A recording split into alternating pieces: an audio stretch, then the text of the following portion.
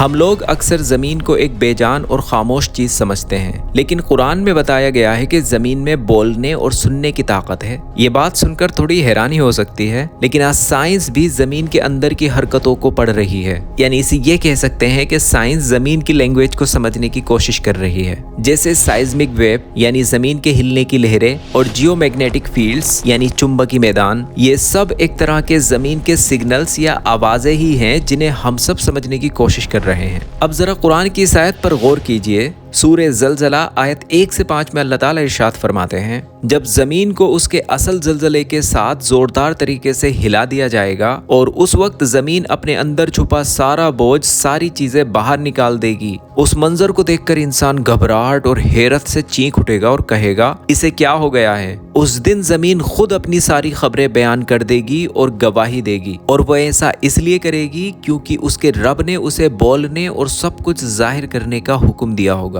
اس سورہ کی اس آیت پر غور کیجئے، یومئذ تحدث اخبارہا، یعنی اس کا مطلب ہے کہ قیامت کے دن زمین اللہ کے سامنے گواہ وٹنس بنے گی، وہ انسانوں کے سارے اچھے اور برے کاموں کی گواہی دے گی۔ قرآن کی تفسیر میں یہ بتایا گیا ہے کہ انسان نے زمین پر جو کچھ بھی کیا، ہر چھوٹا بڑا کام اور ہر حرکت، ہر موومنٹ، زمین نے وہ سب ریکارڈ کر لیا ہے، اور اللہ کے حکم سے وہ یہ ساری باتیں لوگوں کے سامنے کھول کر بیان کرے گی۔ حالانکہ ارتھ کے بولنے کا طریقہ ڈیفرنٹ ہے۔ ارتھ کی کمپوزیشن، اس کے اندر ہونے والے کیمیکل اور فزیکل پروسیسز، والکینک ایکٹیویٹی اور ارتھ کویکس بھی ایک طرح سے اس کی کمیونیکیشن اور ایکٹیویٹی ہی ہے۔ اس سے اللہ تعالیٰ کی پاور ظاہر ہوتی ہے، جو ایک ان اینیمیٹ چیزوں کو بھی ٹیسٹیمنی دینے کی ایبلٹی دے سکتا ہے۔